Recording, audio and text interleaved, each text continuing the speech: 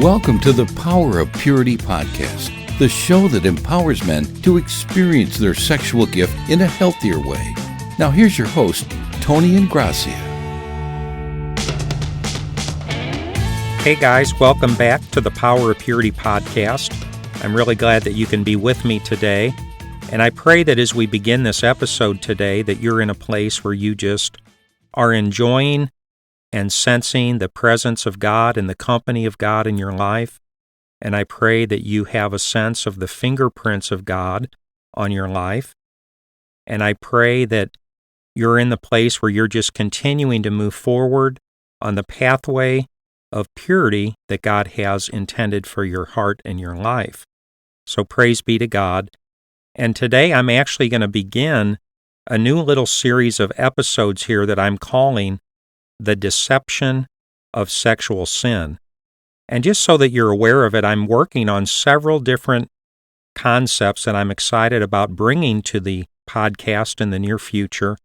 I'm actually working on a series called 12 Things That Every Woman Should Know About Her Husband When It Comes to Sex, and a companion series of episodes called 12 Things That Every Man Should Know About His Wife When It Comes to Sex.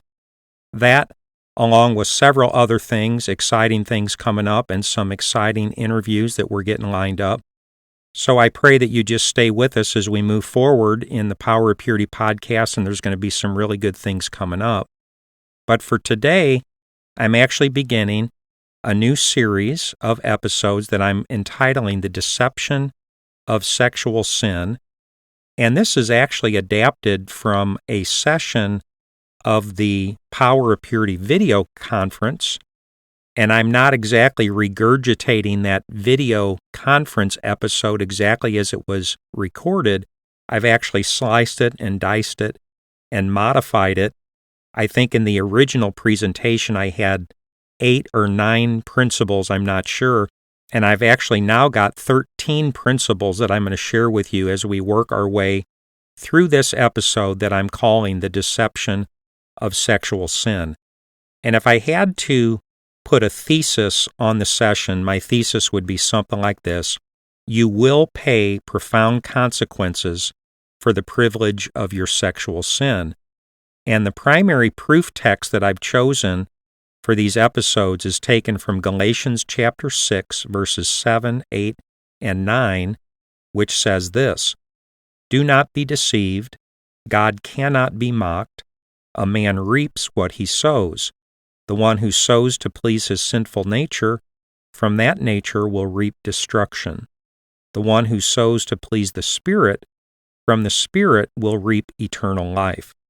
Let us not become weary in doing good, for at the proper time we will reap a harvest if we do not give up."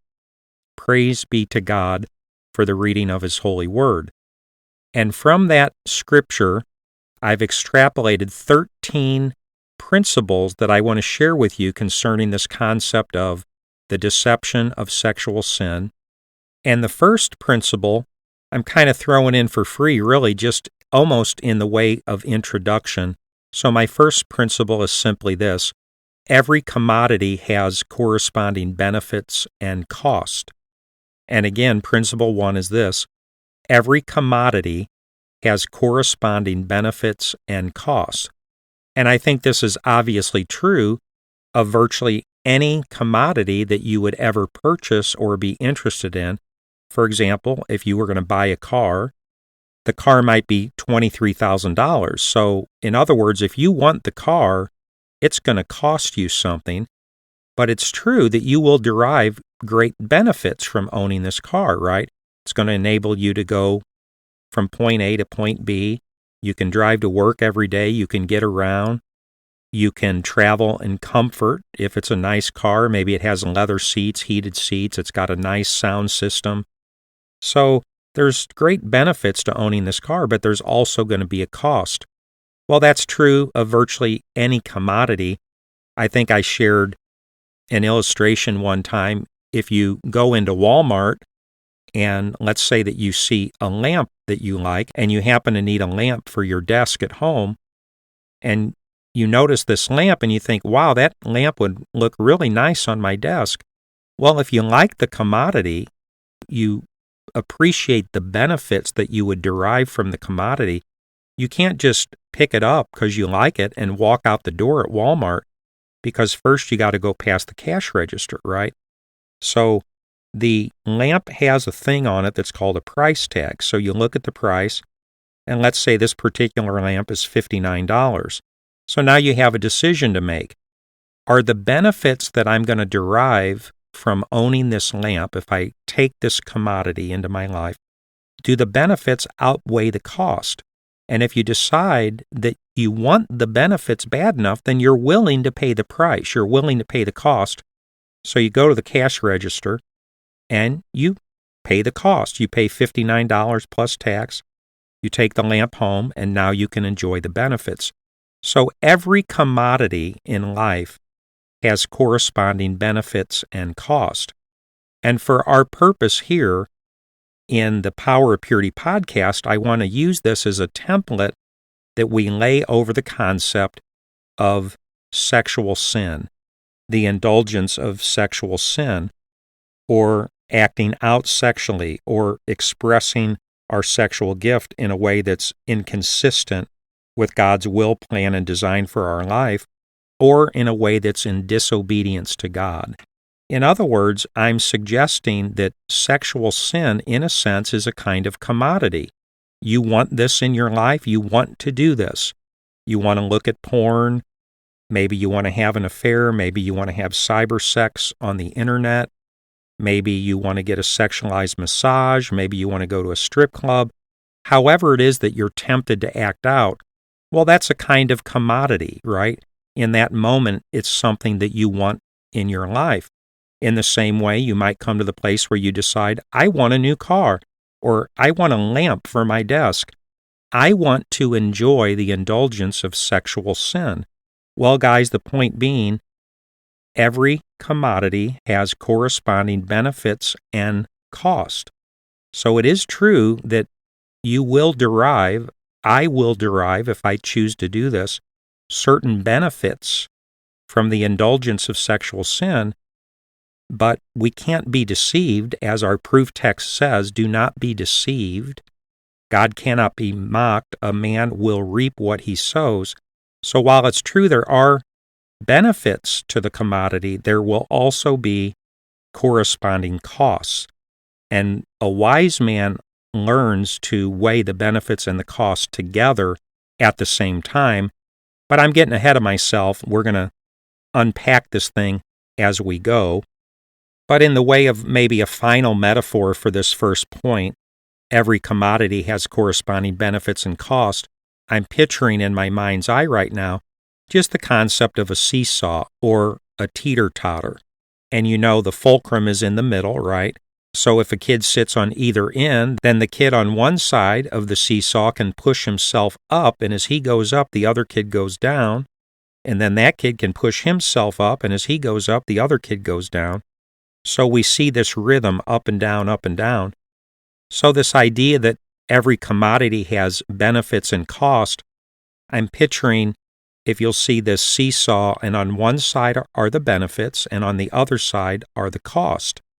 And I think if we're a wise man, we will consider the possibility of evaluating and weighing the benefits versus the cost, really in virtually any buying decision we would ever make, but specifically in application to this concept of sexual sin. And what we're going to learn, guys, basically is that if the benefits of a particular decision outweigh the cost, then it's probably a pretty good investment. So you might decide to go ahead and buy that car or buy that lamp or participate in this activity because I'm going to get more out of it than what it's going to cost me. But on the other hand, if you evaluate it and you realize, oh my gosh, the cost is way greater than the benefits that I'm going to derive, then it's not a good investment. But one way or the other, by being able to evaluate the benefits and the costs side by side, it brings wisdom, it brings light, and it's going to help you make an educated decision based upon the information as to whether or not you want this particular commodity in your life. So our first principle is simply this: every commodity has corresponding benefits and cost. And in view of that, I want to talk a little bit about each side of the seesaw for a minute, the benefits and then the cost. So that brings me to my second principle of the deception of sexual sin. Principle 2 is this: every commodity has a corresponding benefit. It's just true, and I'd suggest that typically the very reason that you're interested in purchasing any particular commodity is because of the corresponding benefits that you're going to enjoy as a result of purchasing or participating with that particular commodity. And you may have heard me talk about before, but I used to own a remodeling company that was called St. Louis Siding and Window Company. And in this company, we did all kinds of basic home remodeling projects. We did maintenance-free siding and windows, entry doors, garage doors. We did some roofing, we did guttering, we did kitchen cabinet refacing, some new kitchens and baths, and all kinds of basic home remodeling projects.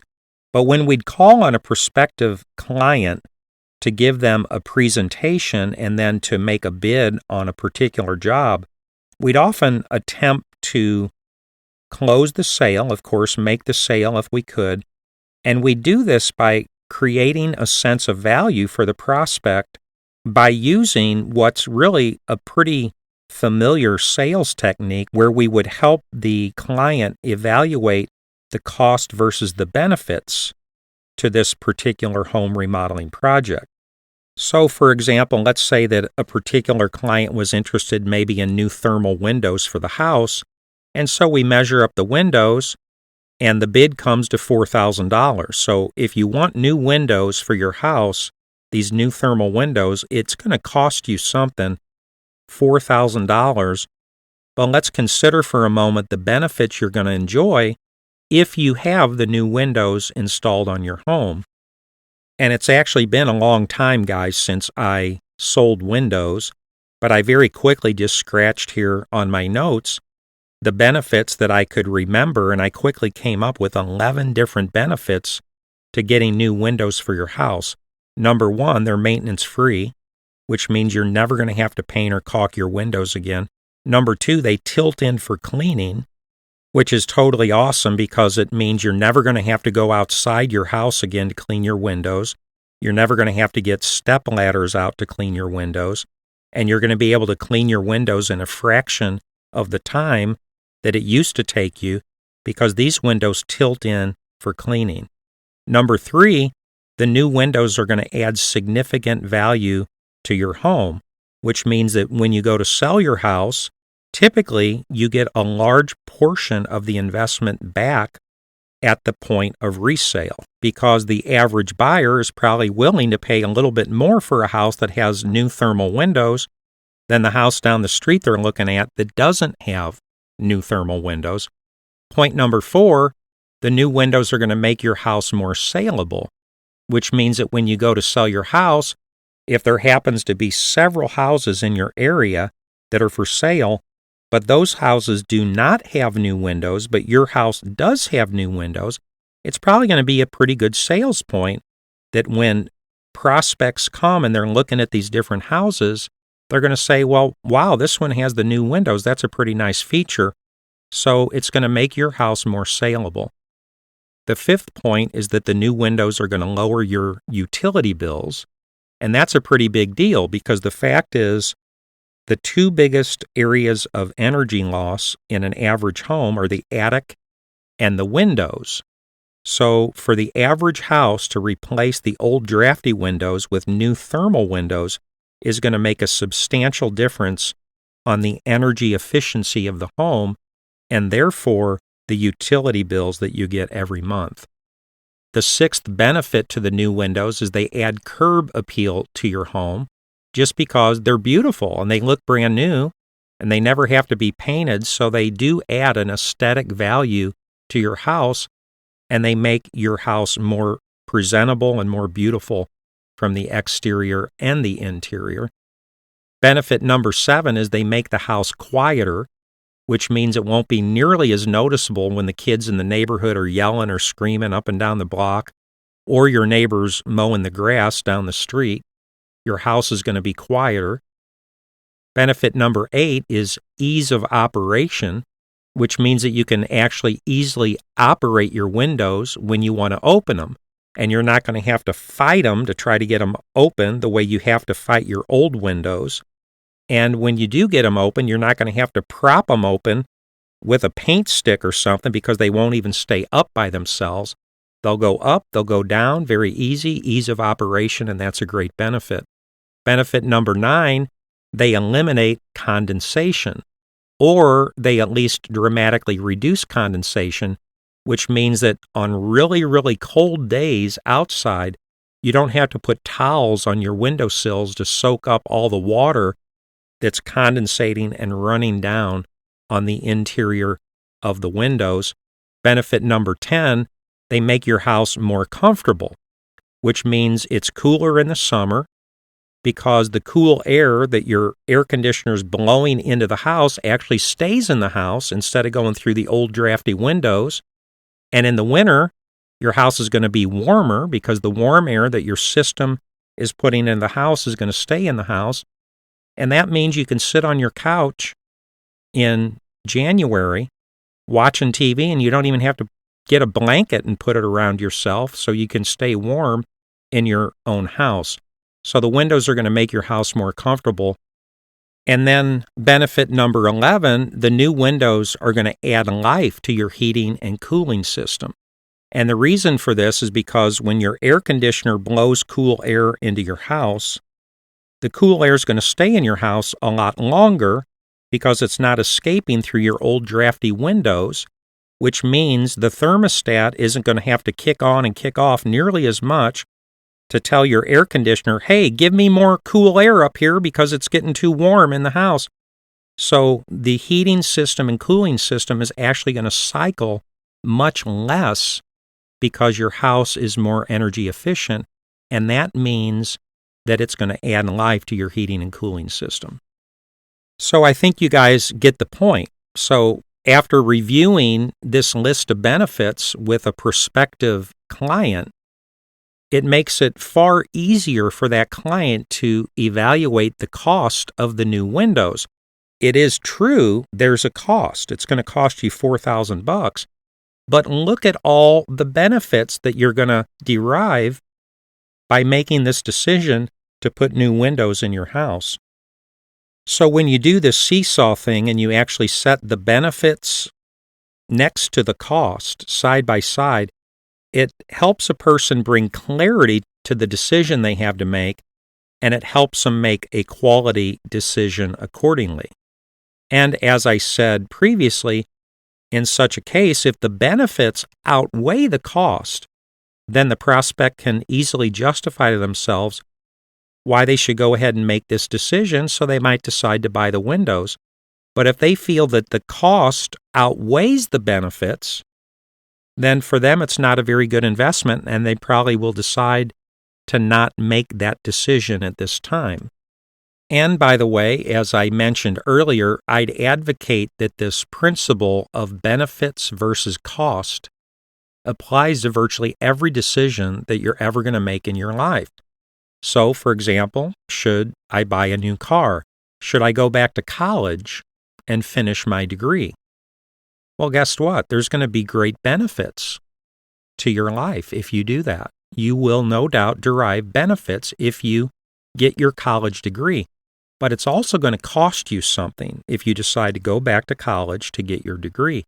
So you've got to evaluate these benefits and costs side by side. Should we have another child? Well, there's going to be benefits and there's going to be cost. Should you stay home from church today and sleep in? Should you go to the family reunion this summer in Colorado? Should you start a monthly savings plan now in view of your upcoming retirement? Should you go to the marriage conference that your church is hosting next month? Should you plant a garden in the backyard this spring? You see, if you plant a garden, no doubt you would derive some great benefits, but it's also going to cost you something. So we have to evaluate the benefits against the cost of any particular decision. And so on it goes, and this principle applies to our life probably far more than we really realize. Because I'd advocate that virtually every decision we make can be framed by the benefits that we would derive and what it's going to cost us. Or said another way, the advantages and the disadvantages to any particular decision that we have to make, or maybe said another way, reasons that I should make this decision versus reasons that I should not make this decision to buy this certain thing or to do this certain thing.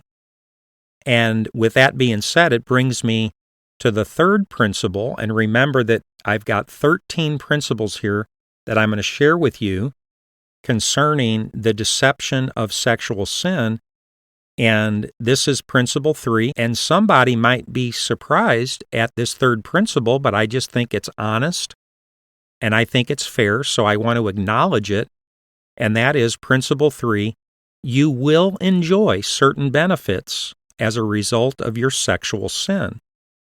Or said another way, when we choose to express our sexual gift in a way that's inconsistent with God's will for our life, or to say, when we choose to express our sexual gift in disobedience to God or in a sinful way, I'd advocate that we will derive certain benefits as a result of participating in this sexual sin. And I think that this really goes without saying, because why else would we even be tempted to act out in a sexual way or in sexual disobedience if it didn't do something for us? Apparently, we're achieving some perceived value or some real value, some sense of enjoyment or pleasure or delight or fulfillment or gratification by participating in this particular sexual sin, or else why would I even be tempted to do this thing? And why would this thing hold so much allure and so much power over me if I couldn't in fact derive some kind of benefit or pleasure by participating? And by the way, don't ask me how or why the world seems to work this way, but it seems like it really does so often, that the things that are really bad for you taste really good or feel really good, and the things that are really good for you don't necessarily taste really good or feel really good. So, for example, things like ice cream and donuts and candy and soda and butter and fast food can taste really, really good, but in reality, they're really, really bad for you. And things like broccoli and cauliflower and Brussels sprouts and spinach and liver and tofu don't necessarily taste really, really good, but in reality, they're really, really good for you. And in the way of another example, it can feel really good to overeat and stuff yourself and then lay on the couch and take a nap. But that's a really bad thing for you to do. And it can feel like a really hard thing to do to control your eating habits and to eat in moderation, and then to take a walk around the block after you eat or go to the gym and work out. Even though that'd be a really good thing for you to do, it feels like a really hard thing to do. So guys, in much the same way, I'd suggest that when we choose to disobey God with the expression of our sexuality, and we choose to act out sexually in some way, it can actually feel really, really good at the moment, even though we're doing something that's really, really bad for us. So sometimes, or probably better said, maybe most of the time, it actually feels really good to look at porn. It feels really good to get aroused. It feels really good to have a sexual experience, even if it's just with myself. Or it can feel really good to have a sexualized massage, or to use a prostitute, or to have an affair, or to call a 1-900 phone number, or to have cyber sex, But the fact that these things feel really good in the moment doesn't change the reality that they're actually really, really bad for you in the long run. And that's why we need to learn this skill of being able to evaluate the benefits versus the cost side by side. So it empowers us to evaluate all the information and then make a quality, objective decision accordingly. And by the way, I'm going to talk about that more in a little bit. Right now, we're talking about the reality that every commodity does have benefits, even the commodity of sexual sin. It seems to have benefits that we can enjoy. There's a pleasure to be gained. But just hold on, because we're going to move forward in the presentation, and we're going to come to the reality that every commodity also has cost. But right now we're talking about the benefits of sexual sin, or at least the perceived benefits of sexual sin. And in the way of proof text, I have a couple that I'd share with you here. The first one is found in Hebrews chapter 11, verse 25, where the Bible acknowledges that there's pleasure in sin for a season. In speaking of Moses, it says, "He chose to be mistreated along with the people of God rather than to enjoy the fleeting pleasures of sin." And then it's interesting to note that when speaking of the original temptation of Eve in the Garden of Eden, it says in Genesis chapter 3, verse 6, "When the woman saw that the fruit of the tree was good for food and pleasing to the eye, and also desirable for gaining wisdom, she took some of it and she ate it. She also gave some to her husband who was with her, and he ate it." So I just would like to observe that in this scripture, there's three very interesting words here. The words good, pleasing, and desirable. Right? This thing that she was about to do was seismic in its implications, like an atomic bomb going off for humanity. So you think that when she looked at it would be horrible and terrible and evil and repulsive. But it says that when she looked at the fruit on the tree, it was good for food, and it was pleasing to the eye, and it was desirable for gaining wisdom. The Message version of the Bible quotes Genesis 3:6 this way, "When the woman saw that the tree looked like good eating and realized what she would get out of it, that she'd know everything, she took and ate the fruit and then gave some to her husband, and he ate the fruit." So isn't it interesting that something that turned out to be so terrible and had horrible consequences, not only for Adam and Eve, but for all of humanity, that it appeared to be so pleasing in that moment of temptation? And then another scripture, 1 John chapter 2, verse 6, I just think is interesting. It says, "For everything in the world, the lust of the flesh, the lust of the eyes, and the pride of life comes not from the Father, but from the world."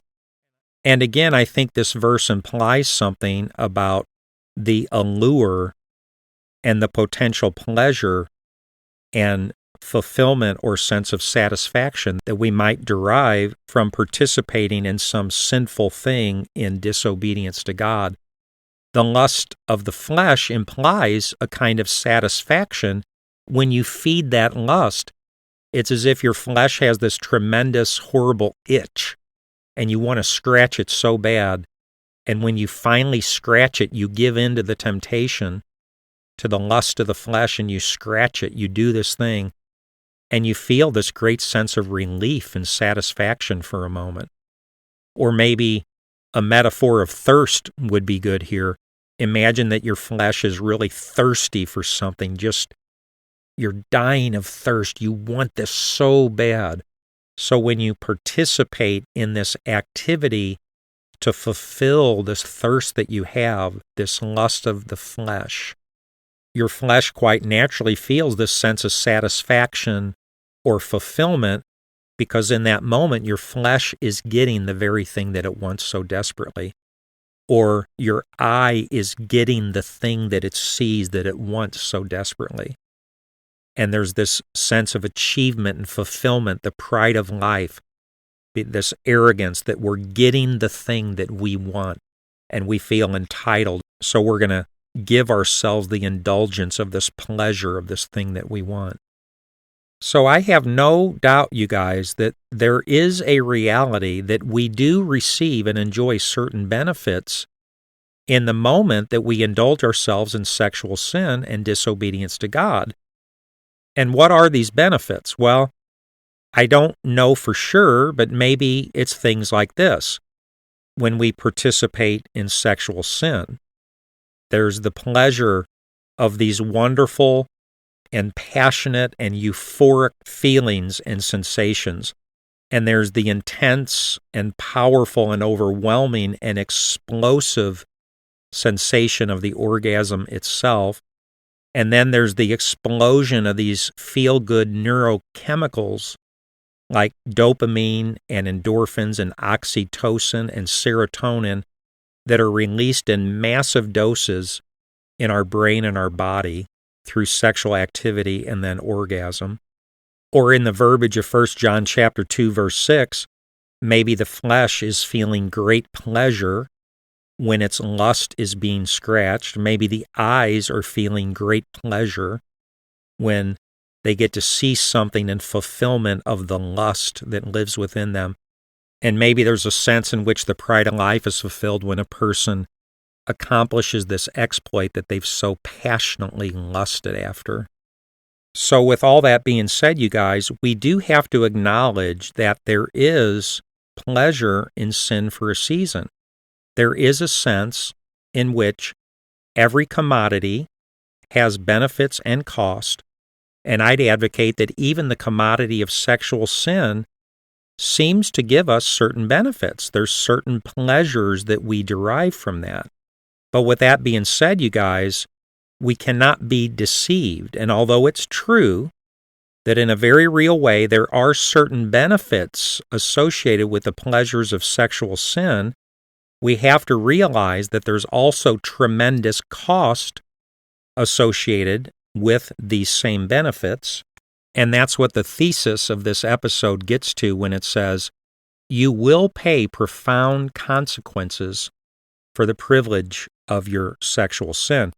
Wouldn't it be nice if we could say when it comes to sexual sin, oh, there's only benefits. There's no cost. All you get is benefits. That'd be really nice. But as we're going to see as we proceed through our principles here, it isn't true. And the reality is that there is great cost to sexual sin. And therefore, if we choose to avail ourselves to the benefits of sexual sin, we will also automatically and inevitably avail ourselves to the associated cost of said sexual sin. So, is there pleasure in sexual sin? Can we derive a sense of benefit from participating in sexual sins and disobedience to God? Yes. But is there also a great price to be paid in exchange for the benefits that we enjoy as a result of participating in said sexual sin? Yes.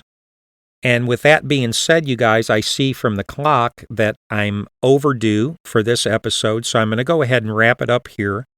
I've said that I have 13 principles that we're going to cover here concerning the deception of sexual sin. And we've now covered the first 3 principles, which were this. Number 1, every commodity has corresponding benefits and cost. Principle 2, every commodity has a corresponding benefit. And principle 3, you will enjoy certain benefits as a result of your sexual sin. And with that being said, if you're interested in hearing principles 4 through 13, please come back and be with me next week on the Power of Purity podcast as we continue this series called The Deception of Sexual Sin. And with that being said, you guys, God bless you. Have an awesome week. Have a blessed week. And I pray that you will be blessed as you continue your pursuit of God and your pursuit of sexual purity. God bless you guys, and have an awesome day. Thanks for listening. Visit powerofpurity.org for more resources and information. And if this podcast has been helpful or encouraging, please invite a friend to listen. Until next time, remember, there's power in purity.